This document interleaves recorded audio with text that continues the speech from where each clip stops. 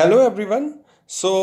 This is lecture number 6 of mole concept और आज के वीडियो में जो हमने लेक्चर नंबर 5 में कंसंट्रेशन टर्म्स पढ़े थे उसी से रिलेटेड हम डिस्कशन करेंगे। एक बहुत इंपॉर्टेंट लेक्चर आज का होने वाला है, so will continue with that. But before that let us discuss few problems which we were given in last class. कई बच्चों ने होमवर्क भेजा भी है, बहुत प्रॉमिसिंग बात है, बट अनफॉर्चुनेटली कई सारे लोगों ने नहीं भेजा है। तो जितने भी लोग लेक्चर्स देख रहे हैं, देखिए it needs to be interactive, it's a two way process. तो आइडियली तो यही होता कि हम फिजिकल क्लासरूम में पढ़ रहे होते, बट जैसा कि आप देख रहे हैं कि लॉकडाउन है और लॉकडाउन और एक्सटेंड हो गया है एंड नो बडी नोज। कोई ये ऐसा नहीं है कि आप ये मान के चलें कि से लॉकडाउन मई के एंड में ख़त्म हो जाएगा या जून के फर्स्ट वीक में सब नॉर्मल हो जाएगा। इट्स बियॉन्ड और कैन हमारी ये कैपेसिटी के बाहर की चीज़ है कि कब लॉकडाउन ख़त्म होगा। आप मान के चलें कि से मे बी चीज़ें शायद नॉर्मलाइज हों जुलाई में, जुलाई एंड में। तो तब तक कि हमें ऑनलाइन मोड में पढ़ाई करनी है, तो मैं सबसे रिक्वेस्ट करूँगा सारे ही बच्चों से कि इट्स हाई टाइम कि अब आप इसको रियलिटी समझते हुए पढ़ाई ऐसे ही करने की आदत डालें at least for the next few months, और टाइम वेस्ट ना करें। कोई ये नहीं कहे कि सर मैं ऑनलाइन मोड में नहीं पढ़ पाता था, मेरी आंखों में दर्द होता था। ठीक है भाई, होता था तो रुक रुक के वीडियो देखो। आज तक मुझे ये तो किसी ने नहीं कहा कि मुझे मूवी देखने में आंखों में दर्द होता है मोबाइल पे। ठीक, तो वीडियो देखने में क्यों हो रहा है भाई दर्द? तो पढ़ाई करिए सही से, सीरियसली पढ़ाई करिए, that's all I can say. Okay, so discussion start करते हैं। हमारा क्वेश्चन था कि number of molecules in 48 grams of ozone. देखिए ओजोन का फॉर्मूला O3 होता है। तो अब नंबर ऑफ मॉलिक्यूल्स पूछें तो सबसे पहले तो नंबर ऑफ मोल्स निकाल लें। तो नंबर ऑफ मोल्स, मैं इस क्वेश्चन को इधर सॉल्व कर रहा हूँ। Number of moles, number of moles किसके बराबर होंगे? Given mass upon gram molecular मास। अब ओजोन का ग्राम मॉलिक्यूलर मास भी क्या होता है? 48, यानी 1 मोल। अब 1 मोल में कितने मॉलिक्यूल्स होंगे यार? ये आंसर है यानी बात खत्म। बट अब हर मॉलिक्यूल, हर ओजोन के एक मॉलिक्यूल में 3 ऑक्सीजन के एटम्स होते हैं। 3 एटम्स, 3 एटम्स ऑफ ऑक्सीजन। एक ओजोन मॉलिक्यूल में 3 एटम होते हैं ऑक्सीजन के। तो अब उन्होंने पूछा कि 48 ग्राम्स ऑफ ओजोन में कितने एटम्स होंगे। तो यार 48 ग्राम में हमने मॉलिक्यूल्स निकाले ना, Na। तब Na मॉलिक्यूल में एटम कितने होंगे? एक में 3 है तो 12 में कितने होंगे? 36। तो Na में कितने होंगे? Na into 3, Na multiplied by 3। The answer is Na into 3। बात खत्म। आइए अगले सवाल की तरफ जाते हैं। इसका भी कई लोगों ने तो सोल्यूशन भेजा है, बट बहुत से लोगों ने नहीं भेजा है। तो मैं एक बात कहना चाहूँगा, जब भी कोई भी बच्चा, हो सकता है कि कुछ लोगों ने बाद में एडमिशन लिया हो, जब भी आप देख रहे हैं लेक्चर नंबर 1 जब भी आप देख रहे हैं, लेक्चर नंबर 2 जब भी आप देख रहे हैं, लेक्चर नंबर 3 जब भी आप देख रहे हैं, 4 जब भी आप देख रहे हैं, 5 जब भी आप देख रहे हैं, उसमें जो जो होमवर्क दिया जाता जा रहा है, जब भी आप उस तक पहुँचें और वो होमवर्क करें, तो प्लीज़ मुझको आप अपना होमवर्क भेजें, तभी कुछ बात बनेगी। ठीक, तो आइए ये वाला हम सवाल देख लें भाई, क्या है ये।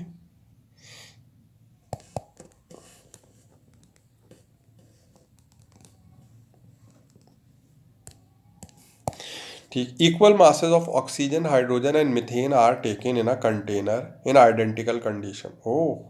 O2, हाइड्रोजन यानी H2, मीथेन यानी CH4। इक्वल मासेस, मास तो इक्वल है, यानी सबके m मास लिए, m मास इसका भी, m मास इसका भी, m मास इसका भी। तो इसके मोल्स कितने होंगे? मोल्स की बात करूं मैं तो इसके मोल्स कितने होंगे? Given mass upon gram molecular मास। इसके मोल्स कितने होंगे? Given mass m upon gram molecular मास। इसके मोल्स कितने होंगे? Given mass upon gram molecular मास 16। तो मोल्स का तो ये रेशियो हो गया। ठीक, m/32, m/2, m/16। अब इसको मान लिए 32 से मल्टीप्लाई कर दें तो क्या हो जाएगा? m 32 से मल्टीप्लाई कर दें, पूरी को 32 से मल्टीप्लाई कर दें। ठीक, इस चीज़ को 32 से मैं मल्टीप्लाई कर दे रहा हूँ, रेशियो निकालना है इसलिए, तो नंबर्स को सिंप्लीफाई करना है इसलिए। तो देखिए ये क्या हो जाएगा, ये क्या हो जाएगा? m, ये 32 से मल्टीप्लाई किया तो ये क्या हो जाएगा? 16m। और 32 से मल्टीप्लाई किया तो ये क्या हो जाएगा? 2m। अब m से डिवाइड कर दूँ तो फिर ये क्या हो जाएगा? 1। 16 और 2। तो ये बेसिकली ये इनके मोल्स का रेशियो आ गया है, ये इनके मोल्स का रेशियो आ गया। आप कहेंगे सर ये समझ में नहीं आया, क्योंकि मुझे रेशियो समझ में नहीं आता था। देखिए ये समझ में आ रहा है, यहाँ पर ये मोल्स है M/32, M/2, M/16। अब इनका अगर आप सबको डिवाइड करेंगे, एक दूसरे से रेशियो लेंगे, तो m m m cancel out हो जाएगा। 32 से मल्टीप्लाई कर देंगे तो यहाँ 1 आ जाएगा, यहाँ 16। ये इनके मोल्स के ये रेशियो है, 1:16:2, ये इनके मोल्स का रेशियो है। अब ये ल्यूसैक्स लॉ ये कहता है कि वॉल्यूम भी उसी रेशियो में होंगी जिस रेशियो में मोल्स हो। आइडेंटिकल कंडीशन, यानी हर तरफ प्रेशर और टेम्परेचर सेम है, तो जहाँ मोल ज़्यादा है वहाँ डिब्बा भी बड़ा रखना पड़ेगा in order to maintain the same pressure at a particular temperature. तो जो मोल्स का रेशियो है वही उनकी वॉल्यूम का भी रेशियो होगा। तो आंसर क्या है, 1:16:2, 1:16:2, ये हमारे सवाल का आंसर है। बहुत अच्छी बात है। आइए अपना डिस्कशन हम यहाँ से आगे बढ़ाते हैं। तो लेक्चर नंबर 6 की आज हम शुरुआत करते हैं। पिछली क्लास में मेनली हमने कंसंट्रेशन टर्म्स पढ़ा था कि कंसंट्रेशन क्या होती है, methods of expressing concentration, mass percent, weight by wait, weight by volume, molarity, molality, mole fraction. उन्हीं को आइए हम इस क्लास में ढेर सारे सवाल रहने वाले हैं, ढेर सारा होमवर्क भी मिलने वाला है। Embrace your self for that. तो आइए हम अपना डिस्कशन स्टार्ट करते हैं। जो भी क्वेश्चन रहेंगे आपको ईमानदारी से सिर्फ सवाल नोट डाउन करना है अपनी कॉपी में और सोल्यूशन करने की कोशिश करनी है, फिर देखना है। मैं तो वीडियो में कराऊंगा ये सोल्यूशन, बट आपको पहले खुद को करने की कोशिश करनी है, ना हो तब फिर सोल्यूशन देखना है। जैसे पहला क्वेश्चन आ रहा है हमारा, let us have a look. Calculate molarity of solution containing 40 grams of NaOH dissolved in 2 liter of the solution। देखिए सबसे पहले अगर नहीं है तो मोलैरिटी का फॉर्मूला याद करिए, अपने नोट्स में जाके देखिए। मैं उम्मीद करता हूँ कि सारे बच्चे नोट्स बना रहे होंगे यहाँ, उसके बिना कोई मतलब नहीं है। तो मोलैरिटी का फॉर्मूला अपनी कॉपी में जाके देखिए, कैपिटल है मोलैरिटी का formula, number of moles of solute divided by volume of solution मगर लीटर में। ये मोलैरिटी का फॉर्मूला है, यहाँ पर लिखा हुआ है। मैं उम्मीद करता हूँ आपने कॉपी में देखा होगा या याद होगा, ये सब याद होना चाहिए। Number of moles of solute divided by volume of solution in litre. अच्छा भाई अच्छा, अब 40 ग्राम NaOH घोला हुआ है मैंने, तो नंबर ऑफ मोल्स कितने होगा, given mass upon gram molecular मास, क्योंकि NaOH का ग्राम मॉलिक्यूलर मास भी 40 होता है। तो नंबर ऑफ मोल्स कितने होगा, 1 मोल। वॉल्यूम 2 लीटर है, तब मोलैरिटी कितनी हो गई, 0.5 मोल्स पर लीटर। इसका फिजिकल मीनिंग ये है कि देखिए दो, आप खुद सोचिए, आपने 2 लीटर में अगर 40 ग्राम घोला हुआ है, घुल गया है, तो यानी 1 लीटर में कितना घुल कर आएगा भाई। 2 लीटर में 40 ग्राम घुला हुआ है, यानी 1 लीटर में कितना होगा, 20 ग्राम। अब 20 ग्राम में कितने मोल होंगे, आधे मोल। तो वही आगे 0.5 मोल 1 लीटर में। फिजिकल मीनिंग ये है कि पर लीटर कितने मोल आ रहे हैं, ये फिजिकल मीनिंग है मोलैरिटी का। ठीक, नेक्स्ट क्वेश्चन, डिटरमाइन मोलैलिटी। अब देखिए यहाँ पर मोलैरिटी, मोलैरिटी, और ये मोलैलिटी, मोलल मोलल मोलल।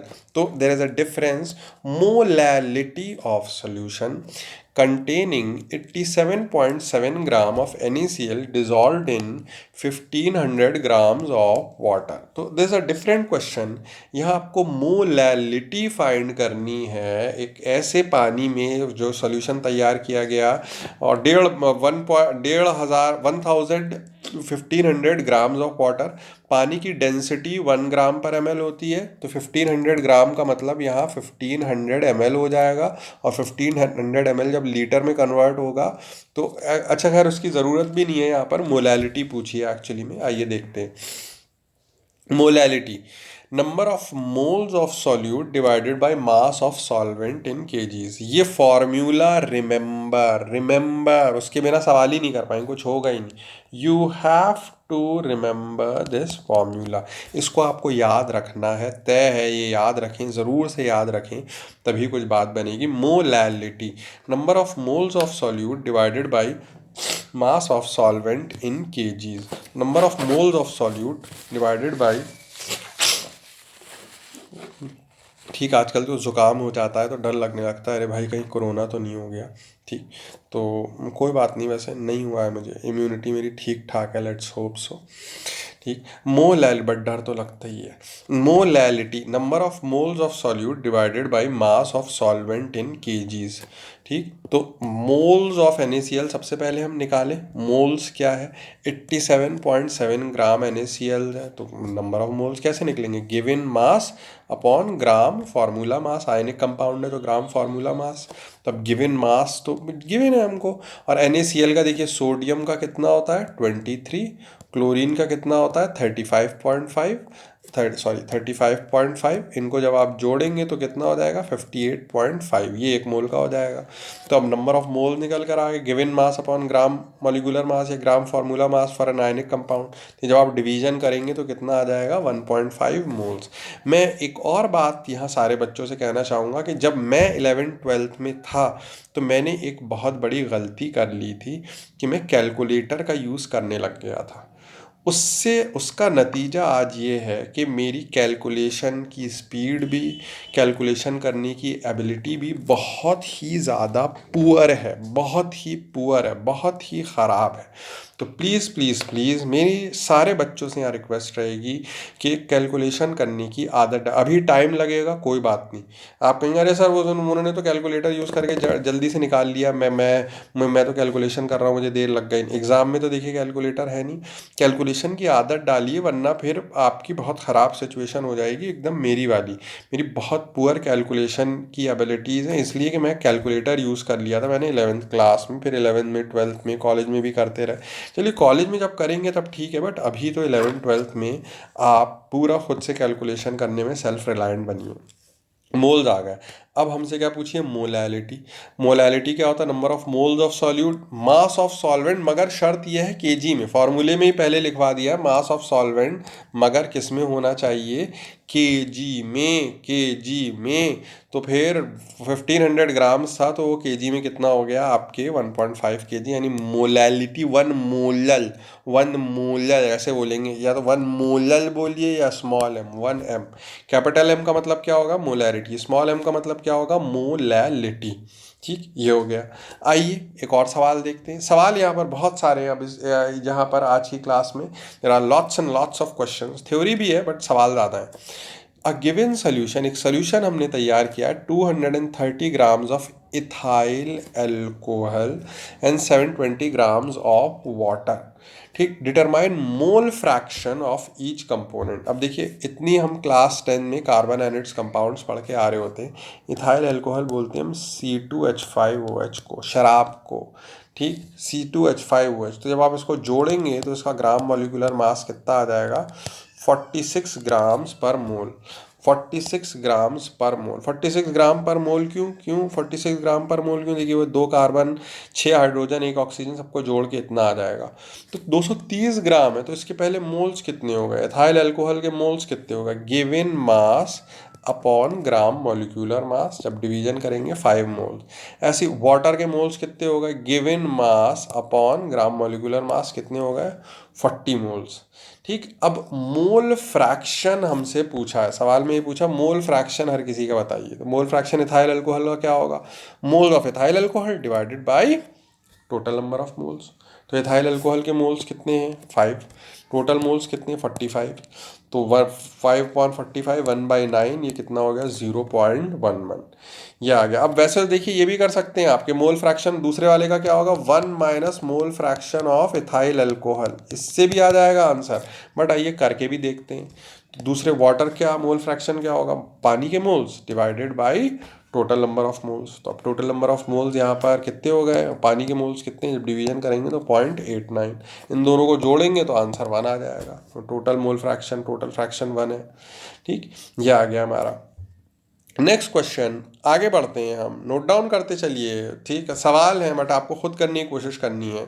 ठीक, मोलैरिटी, मोलैरिटी, मोलैरिटी फाइंड करिए एक सोल्यूशन की, जिसमें मैंने 149 ग्राम KCl को घोल दिया पानी में और 1500 ml आपके, यानी volume of the solution is 1500 ml। तो आपसे कहा गया है कि मोलैरिटी फाइंड करो। ठीक, बहुत अच्छी बात है, बहुत अच्छी बात है। Molarity, capital M. मोलैरिटी का क्या फॉर्मूला होता है? Number of moles of solute divided by volume of solution. मगर शर्त ये है, शर्त ये है कि वॉल्यूम किस में होनी चाहिए? लीटर्स में। वो वॉल्यूम किस में होनी चाहिए? लीटर्स में। ठीक, बहुत अच्छी बात है। अब देखिए KCl के बारे में हम देखते हैं। पोटेशियम का मास 39 है, क्लोरीन का मास 35.5 है। तो जब आप इनको जोड़ेंगे तो टोटल आ जाएगा 74.5। तो क्योंकि उसका ग्राम फार्मूला मास होगा, मैंने GMM लिख दिया है बट आयनिक कंपाउंड है तो ग्राम फार्मूला मास यूज़ करना चाहिए। ग्राम फार्मूला मास कितना होगा इन दोनों को जोड़ के? 74.5। Number of moles given mass 149 grams upon gram formula mass. Number of moles कितने आ गए? 2 मोल्स आ गए। अब हमसे नेक्स्ट क्या पूछा है? मोलैरिटी। तो मोलैरिटी क्या होता है? Number of moles divided by volume of solution in litre. अब वॉल्यूम तो 1500 ml थी, मगर लीटर में फिर वो कितना हो जाएगा? 1.5। तो 2/1.5 1.33 मोल्स पर लीटर, यानी 1.33 मोलर। 1.33 मोलर। ठीक, ये हो गया। अब देखिए धीरे धीरे ग्रेडेशन बढ़ रहा है हमारा। हम अगले सवाल की तरफ बढ़ते हैं अपना। ठीक, नेक्स्ट क्या पूछा है हमसे? फिर आगे क्या पूछा है ये देखिए। कैलकुलेट ग्राम्स ऑफ सॉल्यूट यानी NaOH कितना प्रेजेंट है 500 cc of 0.25 molar solution of NaOH। ठीक, क्वेश्चन ही समझिए पहले। क्वेश्चन ये है कि भैया कितना NaOH घुला हुआ है 500 ml के अंदर, एक सोल्यूशन के अंदर 500 ml के अंदर, एक ऐसा सोल्यूशन जिसकी वॉल्यूम 500 ml है मगर जिसकी मोलैरिटी कितनी है? 0.25 मोलर। तो देखिए पता होना चाहिए कि molarity number of moles upon volume of solution in litre है। तो मोलैरिटी को अगर मैं वॉल्यूम से मल्टीप्लाई करूंगा तो फिर मुझको क्या मिल जाएंगे? Number of mole. This is very important for us to understand कि मोलैरिटी को अगर आप volume of solution in litre से मल्टीप्लाई करेंगे तो आपको क्या मिल जाएंगे? Number of moles. तो बहुत अच्छी बात है। मोलैरिटी मुझको दे रखी है 0.25, मगर वॉल्यूम लीटर में होनी चाहिए सर। शर्त ये है, देखिए लीटर में। अब यहाँ पे तो मिली लीटर में, क्योंकि सीसी का मतलब क्या होता है? सीसी का मतलब क्या होता है? क्यूबिक सेंटीमीटर, जो कि ml के बराबर है। तो 500 ml मतलब 0.5 लीटर्स। 500 ml मतलब 0.5 लीटर्स।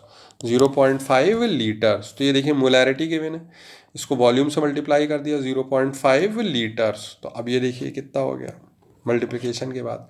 0.125 मोल्स। 0.125 मोल्स। ठीक, अब ये तो मोल्स हो गए, मगर हमसे तो मास पूछा है ना, तो मोल्स को GMM से मल्टीप्लाई कर देंगे।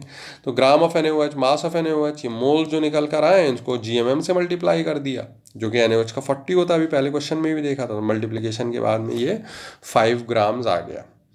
ठीक, 5 ग्राम्स। बहुत इंपॉर्टेंट चीज़ अब अगली आने वाली है। देखिए नेक्स्ट जो मैं डिस्कस करने जा रहा हूँ, अगली चीज़ जो मैं डिस्कस करने जा रहा हूँ, वो कोई सवाल नहीं है, वो अपने में एक कंसेप्ट है। अपने अंदर वो समुंदर समाया हुआ है, अपने में एक कंसेप्ट है। तो इसलिए उसको बहुत ध्यान से देखना और समझना है। अपने में पूरा कंसेप्ट है जो कि हम डिस्कस करने जा रहे हैं, कोई सवाल ही नहीं है। ठीक, ज़रा क्या है पहले पढ़ते हैं। ठीक, in if a solution contains X% by mass of a solute having molecular mass m0। एक सोल्यूशन के अंदर एक हमने सोल्यूट घोला हुआ है जो कि X% बाय मास है। ठीक, X% बाय मास मतलब सोल्यूशन का में X% बाय मास। ठीक, of solute. If a solution contained X% by mass of a solute having molecular mass m0, तो आपको मोलैरिटी फाइंड करनी है, मोलैलिटी फाइंड करनी है सोल्यूशन। ठीक, अगर उसकी डेंसिटी d ग्राम पर ml है, सोल्यूशन की डेंसिटी d ग्राम पर ml है। बहुत इंपॉर्टेंट कंसेप्ट ये आ रहा है जिसको मैं डिस्कस करने जा रहा हूँ, और मैं कहना चाहूँगा कि ये अपने में खुद जो है वो ये एक कोई छोटा रिजल्ट नहीं है, ये अपने में खुद एक बहुत बड़ा कंसेप्ट है जिसको हम यहाँ डिस्कस करने जा रहे हैं। तो बड़े ध्यान से सब लोग देखेंगे, ये कोई सवाल नहीं हो रहा है, पूरा कंसेप्ट डिस्कस हो रहा है। देखिए सबसे पहले एक सोल्यूशन के अंदर X% बाय मास है, तो इसका मतलब क्या है? Mass percent weight by weight का मतलब क्या होता है? Mass of solute upon mass of solution into 100।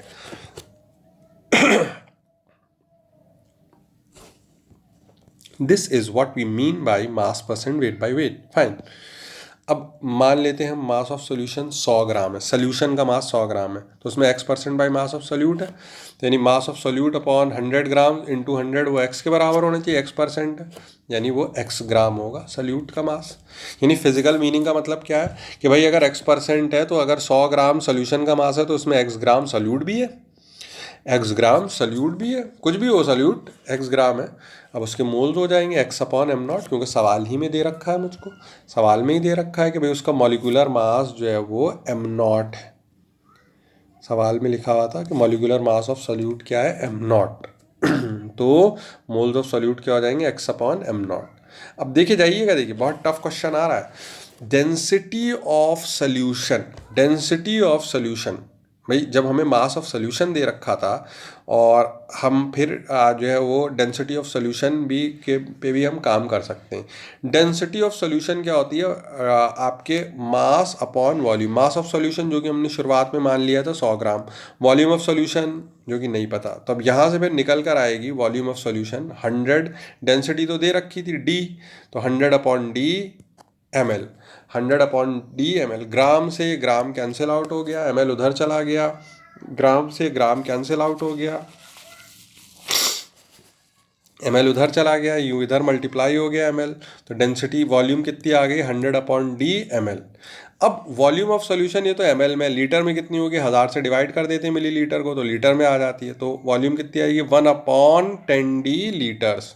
ये वॉल्यूम ऑफ आ गई सोल्यूशन की लीटर्स में। अगर मास उतना 100 ग्राम मान लिया था तो उसके करस्पॉन्डिंग ये वॉल्यूम है। D is the density which is again given to us in the question. देखिए सवाल को देखिए, घबराइए नहीं, डेंसिटी तो डी गिवन है मुझे, तो डेंसिटी और जो हमने अज्यूम मास था उसके टर्म में हमारी वॉल्यूम आ गई। अब मोलैरिटी क्या होता है, number of moles of solute divided by volume of solution in litre. तो मोल्स क्या हो जाएंगे यहाँ पर, x upon am not, volume क्या हो जाएगी 1 अपॉन 10 डी। ठीक, तो अब यहाँ से फॉर्मूला बन जाता है हमारा मोलैरिटी बराबर 10x D upon am not. तो ये अब इस पे बेस्ड हमारे क्वेश्चन आएंगे। m क्या है, मोलैरिटी, d क्या है, डेंसिटी ऑफ सोल्यूशन, मगर किसमें, ग्राम पर ml में। ठीक, m नॉट क्या है, what is m naught, molecular mass of solute. हर किसी के सिंबल दिखते चले, बहुत इंपॉर्टेंट डेरिवेशन हुआ है, इसकी बहुत ज़्यादा यूटिलिटी होगी, बहुत ढेर सारे सवाल, 4-5 क्वेश्चन तो अभी क्लास में मैं ही दूंगा इसके। सिंबल्स के मीनिंग लिखिए, m इज मोलैरिटी, ठीक, m is molarity, d is density of solution in gram per ml, m naught क्या है, molecular mass of solute, x क्या है, what is x, x is very important for us to understand, what is x, what is x, mass percent weight by weight of solute, mass percent weight by weight of solute, यानी mass of solute divided by mass of solution into 100, 10xd upon M naught. 5 बार बोलूँगा, 10xd upon M naught, 10xd upon M naught, 10xd upon M naught, 10xd upon M naught, 10xd upon M naught. Molarity का ये formula बहुत काम आने वाला है। ठीक, फिर अब क्या कहा गया, मोलैलिटी फाइंड करो, मोलैलिटी स्मॉल एम। देखिए मोल्स तो हमने निकाल ही लिए थे, एक्स अपॉन एम नॉट। बहुत चालाकी से देखिए, अगर 100 ग्राम सोल्यूशन है उसमें x ग्राम सॉल्यूट है तो सॉल्वेंट कितना होगा, 100 माइनस एक्स, क्योंकि सॉल्यूट और सॉल्वेंट मिलके तो सोल्यूशन बनाते हैं। तो 100 ग्राम सोल्यूशन है उसमें x ग्राम सॉल्यूट है तो सॉल्वेंट कितना होगा, 100 माइनस एक्स, मगर ये तो ग्राम में होगा क्योंकि सॉल्यूशन का भी मास हमने ग्राम में लिया हुआ था, ग्राम पर लीटर सब कुछ ग्राम में चल रहा था, तो 100 माइनस एक्स ये तो ग्राम में हो जाएगा। मोलैलिटी का क्या फार्मूला होता है, number of moles of solute mass of solvent in KGs, तो नंबर ऑफ मोल्स तो निकल कर आ गया। अब सॉल्वेंट का मास देखिए, टोटल मास 100 ग्राम था, उसमें x ग्राम सॉल्यूट का मास है, तो उससे सॉल्वेंट का कितना होगा, 100 माइनस एक्स, तो 100 माइनस एक्स डिवाइडेड बाई 1000, ये number of moles of solute mass of solvent in KGs, तो मास ऑफ सॉल्वेंट ये रहा, केजी में करने के लिए 1000 से डिवाइड कर दिया, तो फिर ये हमारा दूसरा फार्मूला आ गया मोलैलिटी का, 1000 m upon M naught into 100 minus x. ठीक, तो ये where x is mass percent, x is mass percent of solute in the solution, m naught is the gram molecular mass of solute। अब आइए देखिए इस पे हम सवाल करते हैं। ये देखिए, ये एक एनसीईआरटी का ही क्वेश्चन है। क्वेश्चन ये है कि डेंसिटी दे रखी है, ठीक, मोलैरिटी दे रखी है और हमसे मोलैलिटी पूछी है। तो ये जो दो मैंने फार्मूले बताए हैं, जो बच्चा ध्यान से पढ़ रहा है वो देखिए वो एक बहुत इंपॉर्टेंट कंसेप्ट तक पहुंचेगा।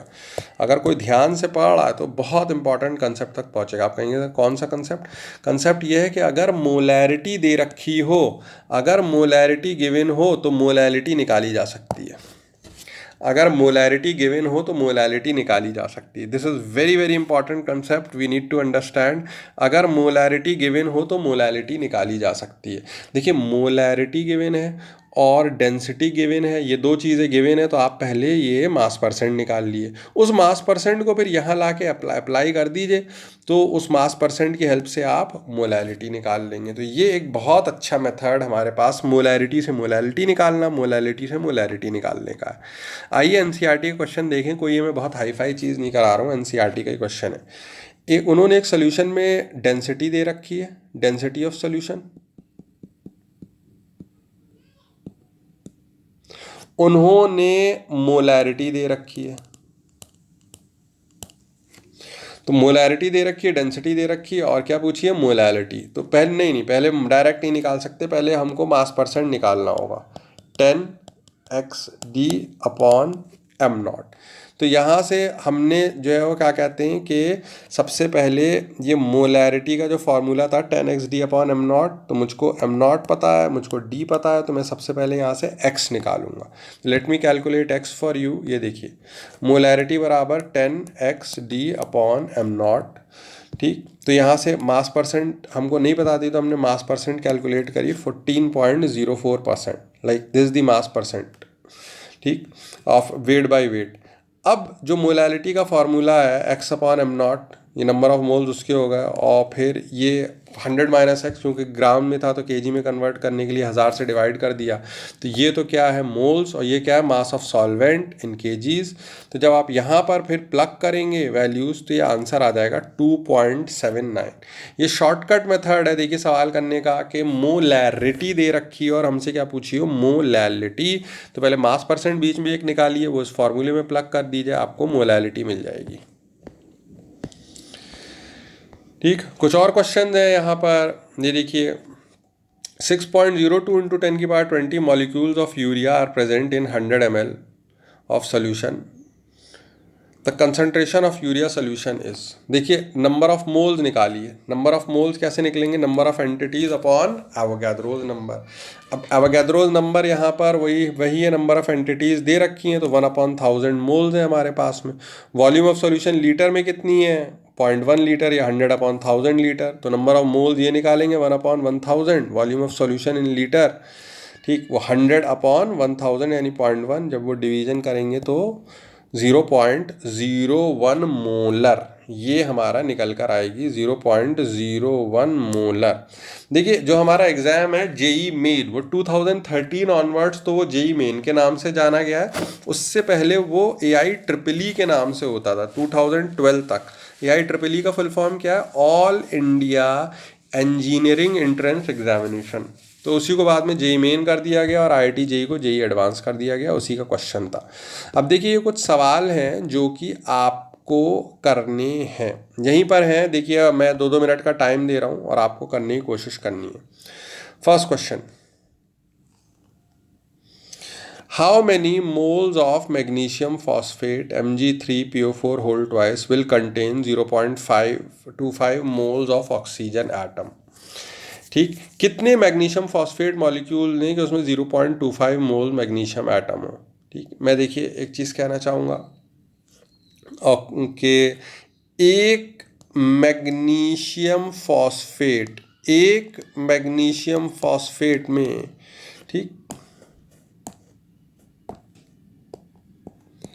एक मैग्नीशियम फॉस्फेट में 8 एटम्स हैं ऑक्सीजन के, क्योंकि O4 है और ये बाहर 2 लगा हुआ था। एक में 8 हैं ऑक्सीजन एटम, ठीक। तो अगर मैं 8 से डिवाइड कर दूं 1/8 में कितने होंगे? 1 होंगे, ठीक। और अगर मैं 0.25 Na से मल्टीप्लाई कर दूं, 0.25 Na, ठीक, तो यहाँ पर भी क्या होंगे 0.25 Na डिवाइडेड बाई 8। ठीक, तो यानी इतना अपॉन 8 लोगे तो जब वो ऑक्सीजन निकालने के आएंगे तो उससे वो मल्टीप्लाई हो जाएगा। 0.25 Na अपॉन 8 आपको लेने पड़ेंगे, तब जो है वो अपने आप ही चीज़ें सामने निकल कर आएंगी। तो पूछा है कि कितने मोल्स की ज़रूरत है मैग्नीशियम फॉस्फेट की to produce 0.25 moles of oxygen atom. तो आंसर क्या होगा 0.25 अपॉन 8। 0.25 अपॉन 8, बहुत सिंपल। मोल्स पूछें कि इतने मोल्स ऑक्सीजन के चाहिए तो 0.25 अपॉन 8। अब वो 0.25 अपॉन 8 क्या होता है वो कैलकुलेशन कर लीजिए।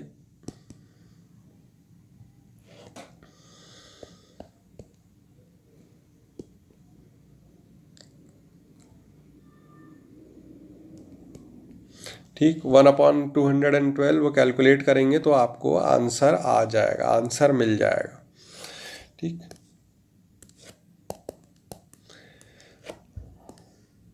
फिर ये देखिए, फिर से हमारा एक क्वेश्चन है, ये ट्राई करिए। देखिए डेंसिटी गिवन है और आपके मोलैरिटी गिवन है, डेंसिटी गिवन है, और क्या पूछी है मोलैलिटी।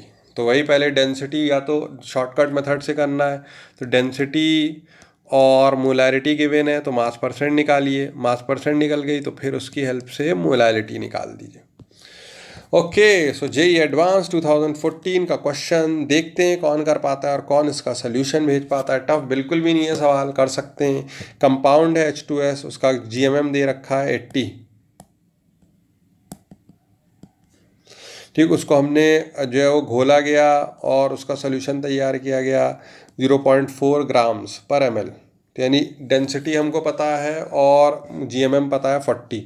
कोई वॉल्यूम में अगर चेंज नहीं है तो मोलैलिटी पूछी है, मोलैरिटी दे रखी है। मोलैरिटी ऑफ सोल्यूशन इज 3.2 और हमसे मोलैलिटी पूछी गई है।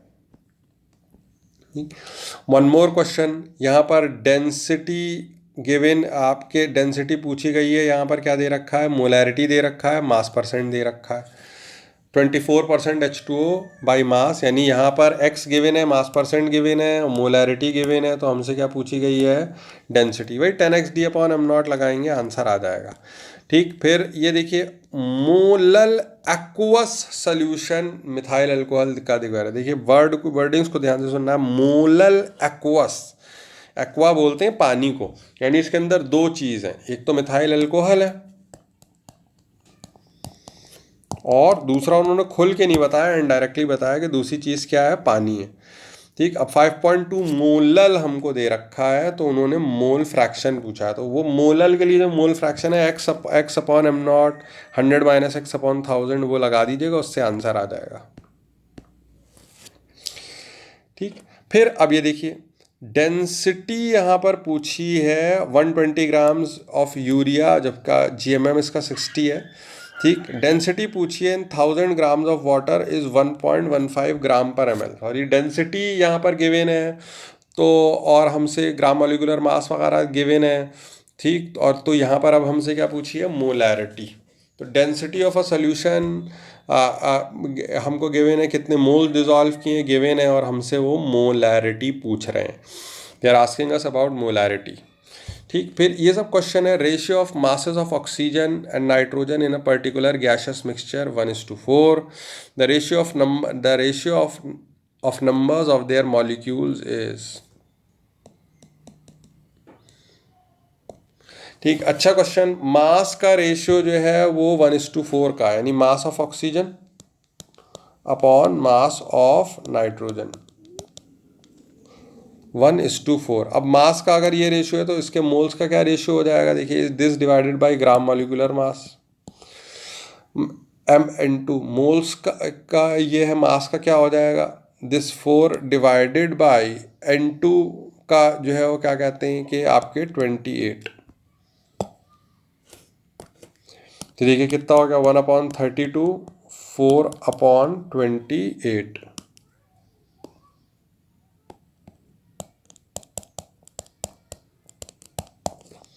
ये क्या हो गया 7/32, 7/32। तो ये तो मास का रेशियो था, मोल्स का रेशियो आ गया 7/32। ठीक, आइए यहाँ से हम ज़रा अपना डिस्कशन आगे स्टार्ट करते हैं। ठीक, और डाइल्यूशन फार्मूले की तरफ जाते हैं। सबसे पहले ये समझते हैं कि डाइल्यूशन फार्मूला है क्या। So let us try and understand what do mean by dilution formula.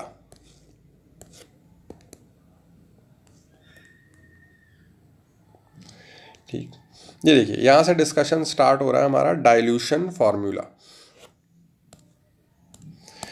देखिए सपोज करिए मेरे पास पानी है, और मैं उसमें शुगर, जिसको हम सुक्रोज भी बोलते हैं, उसका फार्मूला ये होता है C12H22O11। तो मुझे यह शकंजी बनानी है, तो मैं पानी के अंदर चीनी पहले स्टॉक तैयार कर रहा हूँ अपने, फिर उसी में मैं नींबू वीबू डालूंगा, ज़रा जलजीरा डालूंगा और ज़रा शकंजी मसाला डालूंगा, तब तैयार हो जाएगी हमारी शिकंजी। ठीक, तो ये शुगर है C12H22O11, इसका फार्मूला। इसको हम सुक्रोज भी बोलते हैं, जो है वो इसका जो नाम है, actual name it is sucrose. तो मैंने 342 ग्राम्स चीनी डाल दी, जो कि 1 मोल है, क्योंकि जब आप इसका GMM भी निकालेंगे तो वो इतना ही आएगा, 342 ग्राम्स पर मोल। तो इसका ग्राम मोलिकुलर मास भी इतना ही आएगा। तो यानी मैंने 1 मोल चीनी घोल दी 800 ml पानी में।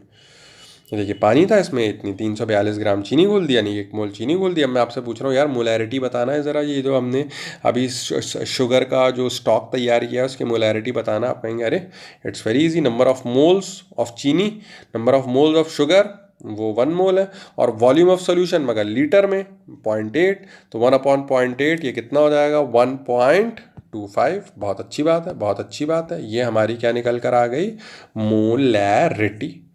अब मैं आपसे एक चीज़ पूछना चाहता हूँ, कॉमन सेंस यहीं से आएगा डाइल्यूशन फार्मूले का, कि अगर मैं इसमें और पानी डाल दे रहा हूँ तो चीनी पे तो कोई फ़र्क नहीं पड़ेगा। भाई सपोज करिए बहुत मीठी थी, ये बहुत ज़्यादा, भी हम टेस्ट कर रहे हैं, बहुत ज़्यादा मीठा निकल कर आ रहा है, तो आप कहेंगे अरे ये बहुत मीठा है और गेस्ट भी और ज़्यादा लोग आने वाले हैं, तो तुम पानी डाल दो, और ताकि मिठास भी कम हो जाएगी और गिलास भी बन जाएंगे, है ना, ये करते हैं।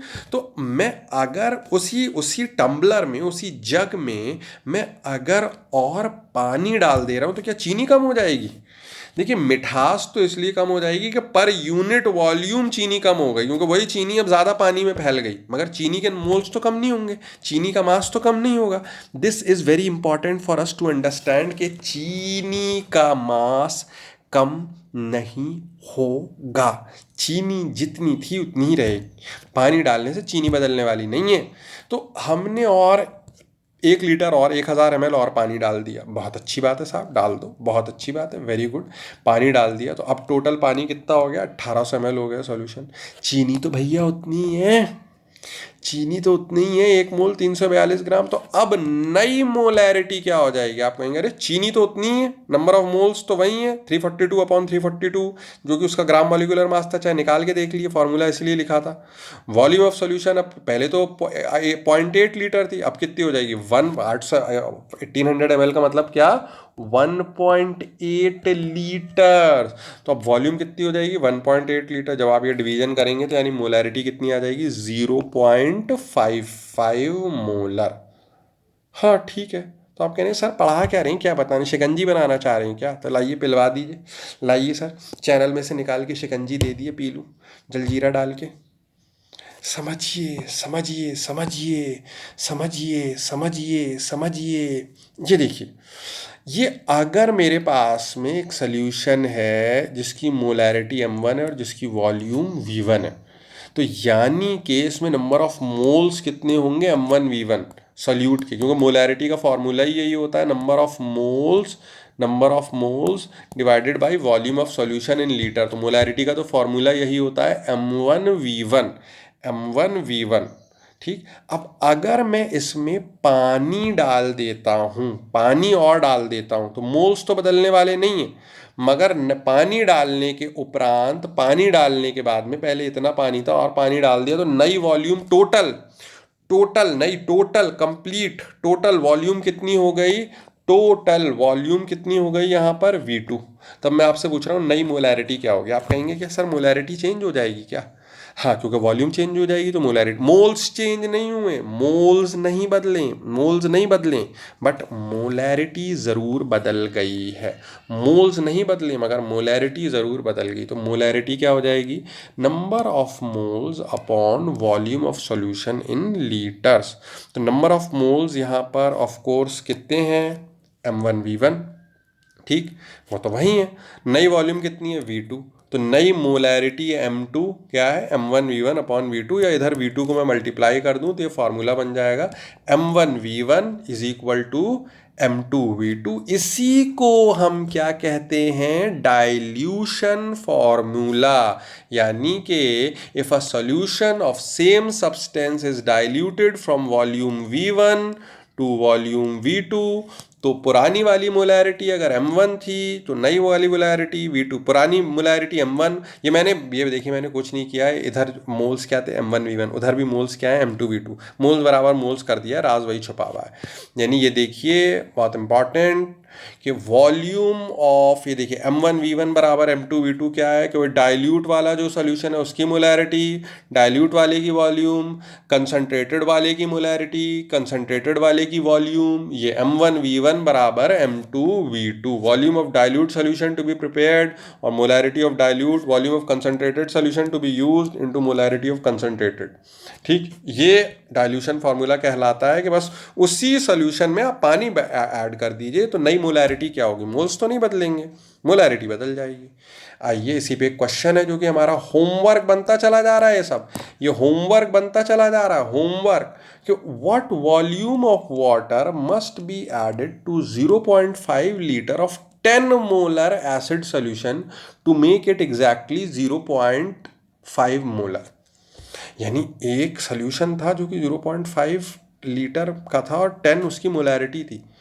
What volume of water must be added to make it, अब उसकी मोलैरिटी क्या हो जाए? 0.5 मोलर। ठीक, करना है। जैसे ही मैं तो इनफैक्ट ये कहूँगा, आप वीडियो देख रहे हो, पॉज कर दें वीडियो, ये सवाल करें, कॉपी में नोट डाउन कर लें, अपना सोल्यूशन लिख लें, ठीक, और उसके बाद मुझे फ़ोटो खींच लें उसका और फिर भेज दें। ऐसे पढ़ाई करें तो ही ठीक है। यहाँ से हमारा डिस्कशन थोड़ा सा और आगे बढ़ रहा है। Molarity of a non reacting mixture, molarity of non reacting mixture, इस शब्द को ध्यान में रखना है कि जहाँ कोई रिएक्शन ना हो रहा हो। नॉन रिएक्टिंग मिक्सचर क्या है? आइए ज़रा देखते हैं, समझते हैं। बिल्कुल वैसा ही है, कुछ बहुत ज़्यादा इसमें चेंजेस नहीं हुए, मोर और लेस वही चीज़ है। ठीक, molarity of non reacting mixture. देखिए, ये सपोज करिए हमारे पास में एक सोल्यूशन था NaCl का, बहुत अच्छी बात है। इसकी मोलैरिटी M1 थी और इसकी वॉल्यूम V1 थी, तो इसमें NaCl के नमक के मोल्स कितने हो जाएंगे? M1V1। एक दूसरा टम्बलर और था, उसमें ही पानी भरा था, उसमें भी नमक था, उसमें कुछ और वॉल्यूम थी, उसमें कुछ और मोलैरिटी थी, क्योंकि मोल्स कुछ और थे। मान लीजिए यहाँ कुछ और लेवल तक पानी भरा हुआ है, वॉल्यूम सोल्यूशन की वॉल्यूम है V2, इसकी मोलैरिटी M2, तो यहाँ नंबर ऑफ मोल्स कितने हो जाएंगे? M2V2। यहाँ मोल्स क्या हो जाएंगे? M1V1। यहाँ मोल्स क्या हो जाएंगे? M2V2। ठीक, अब जब जो है वो मैं इधर ऐड कर रहा हूँ, ये वाली चीज़ मैं इधर ऐड कर रहा हूँ, इधर ऐड कर दिया और इधर ऐड कर दिया, इन दोनों को जब मैं ऐड कर रहा हूँ, तो जब हमने, आप ऐसे सोचिए ना कि मेरे पास यहाँ पर सपोज करिए 5 लीटर था और यहाँ मेरे पास 7 लीटर था, सोल्यूशन था, तो जब मैं ऐड करूँगा तो नई वॉल्यूम कितनी हो जाएगी? 12 लीटर। तो ऐसे ही जब इधर V1 सपोज करिए लीटर्स है, इधर V2 लीटर्स है, जब दोनों को इकट्ठे ऐड कर दिया, इधर ये हमने ऐसे करके इधर और इधर ऐड कर दिया, तो नई वॉल्यूम क्या हो जाएगी? V1 plus V2, V1 plus V2। ये 12 लीटर मतलब 7 + 5 12, तो ऐसी नई वॉल्यूम क्या हो जाएगी? V1 plus V2। और नए मोल्स क्या हो जाएंगे भैया? इधर के जो मोल्स थे M1V1, वो वाला नमक, टोटल नमक के मोल्स ये हो गए। M1V1 1 दर्जन उधर था, 3 दर्जन उधर था, तो 4 दर्जन इधर हो गए, ऐसी मोल्स। M1V1 मोल्स उधर थे, M2V2 मोल्स, तो नए मोल्स ये हो गए, M1V1 प्लस M2V2, नई वॉल्यूम ये हो गई V1 प्लस V2। तो नई मोलैरिटी क्या हो गई?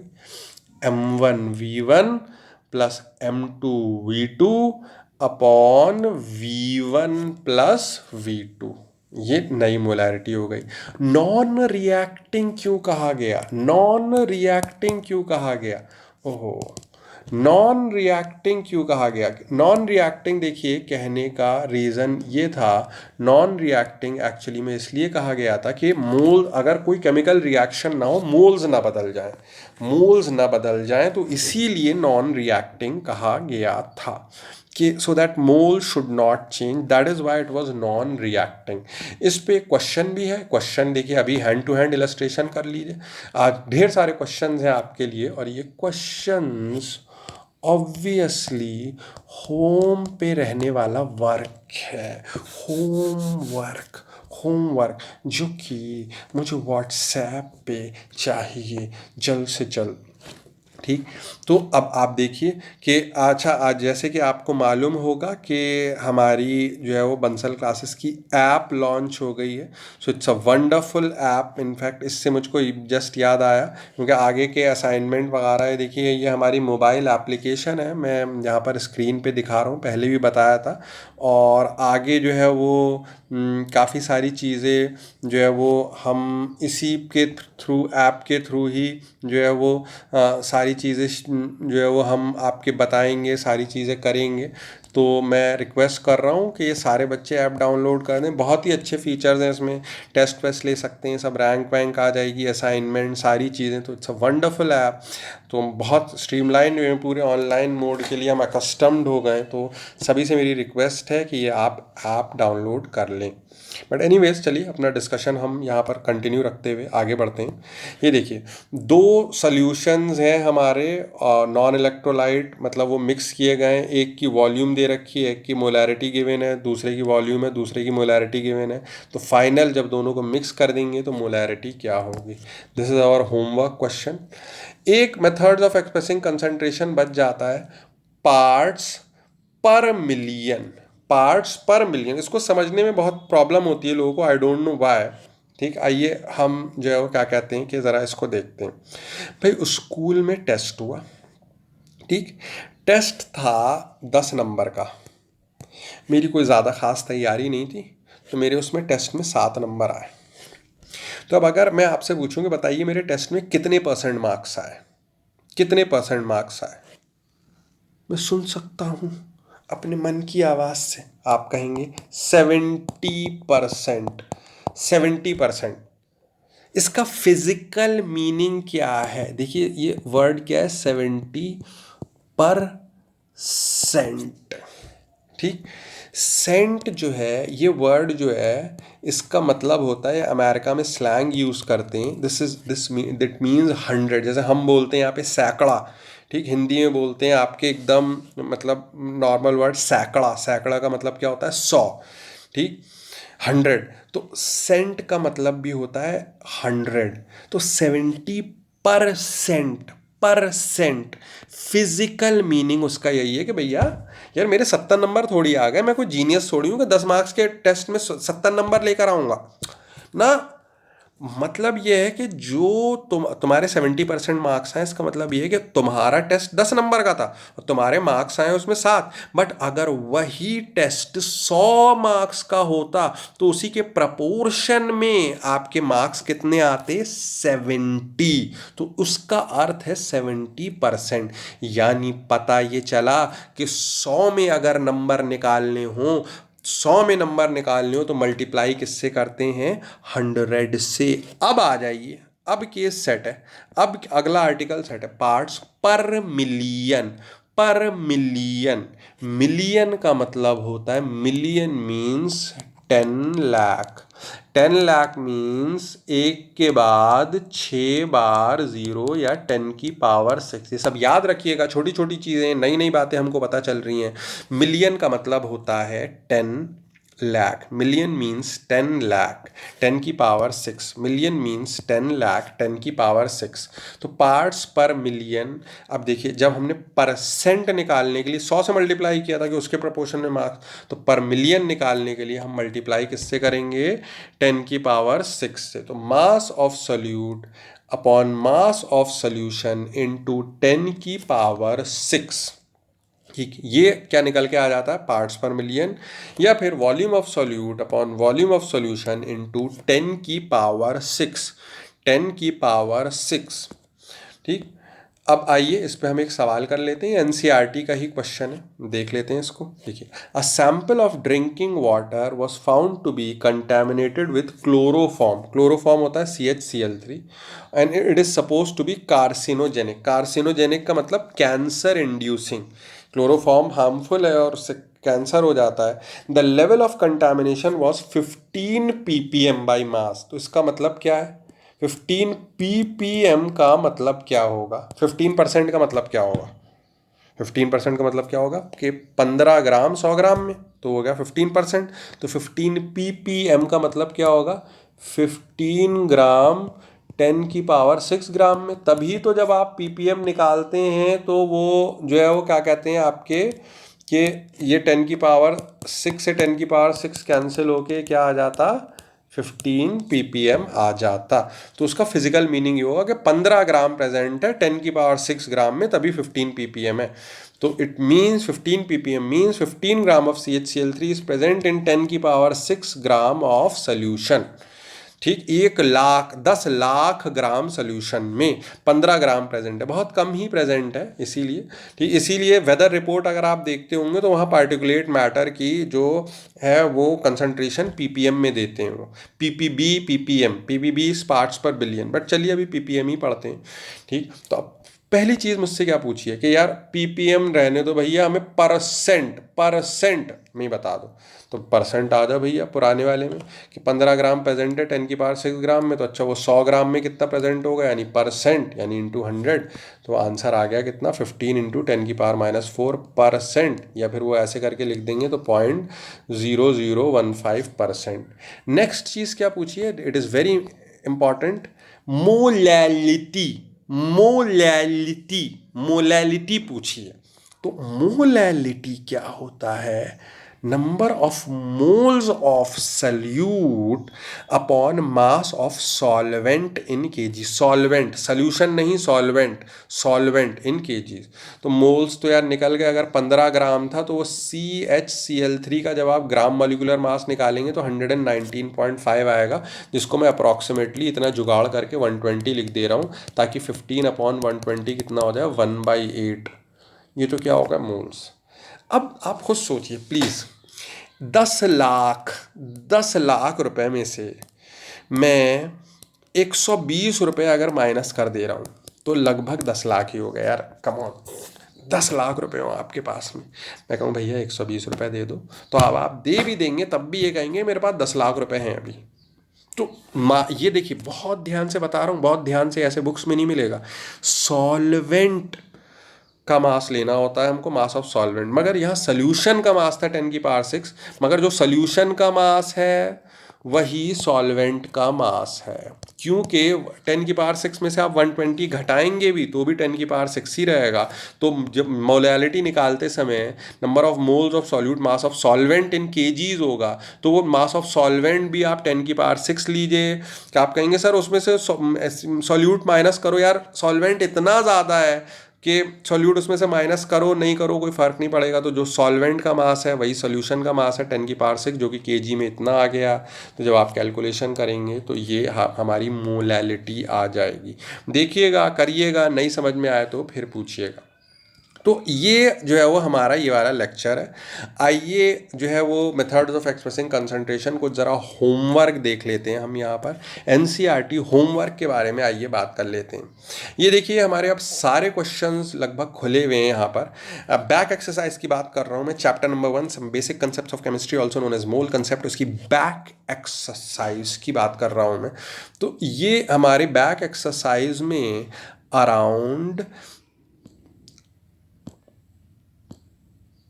36 क्वेश्चन है, जिन जिन पे क्रॉस लगा हुआ है, जिन क्वेश्चंस पे क्रॉस लगा हुआ है, ये 36, 35, 34, ठीक, 31, 24, 23, 20, 19, 18, 16, ठीक, इनको छोड़ के आप बाकी सारे सवाल कर सकते हैं, इनको छोड़ के आप बाकी सारे क्वेश्चंस कर सकते हैं। इनको छोड़ के कई तो पहले भी दिए हुए थे करने के लिए, इनको छोड़ के you can solve rest all of the questions, ये कर सकते हैं। इसके अलावा इसके देखिए कई लेक्चर्स में होमवर्क है कई, इसके अलावा डीपीपी भी हमारी आ चुकी हैं, तो उन डीपीपीज को भी मैं दिखाना चाहूँगा, डीपीपी नंबर 5 एंड 6। सो हमारी डीपीपीज भी यहाँ पर रेडी हैं, मैं उनको भी दिखाना चाहूँगा आपके लिए। तो we are ready with our DPP also. ये हमारे डीपीपी ऑपरेटर हैं हरीश भाई, उन्होंने आपके लिए बड़े प्यार से 2 डीपीपीज बना के भेज दी हैं। तो बड़े प्यार से हम ये डीपीपीज अब सॉल्व करेंगे। ठीक, बस ये डीपीपी नंबर 5 है और इसमें हमारे पास में 18 सवाल हैं। ये 3 क्वेश्चंस आप करेंगे, बट ऑब्वियसली लेवल थोड़ा सा रेज हो चुका है, तो प्रॉब्लम आएगी सॉल्व करने में, इतनी आसानी से सवाल नहीं होंगे। Welcome to Bansal classes. ठीक, इतनी आसानी से क्वेश्चंस यहाँ नहीं होंगे।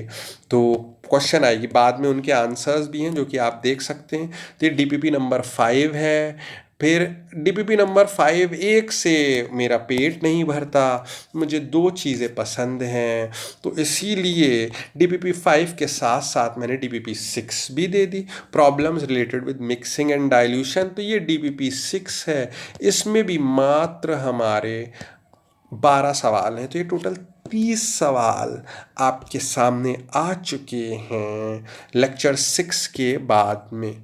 तो मैं ये कहना चाहूँगा कि अच्छे से पढ़ाई करिए, एकदम दिल लगा के पढ़िए और ऐप वगैरह डाउनलोड कर लीजिए, और हम प्रॉपर वे में बिल्कुल पढ़ाई करेंगे। जो नए स्टूडेंट्स आए हैं आई वेलकम देम, और पीछे के लेक्चर्स देखते रहें ताकि आपको कोई प्रॉब्लम दिक्कत परेशानी नहीं हो। तो विद दिस नोट ये लेक्चर 6 हम ख़त्म करते हैं, and then we'll continue again lecture number 7। Happy learning, thank you.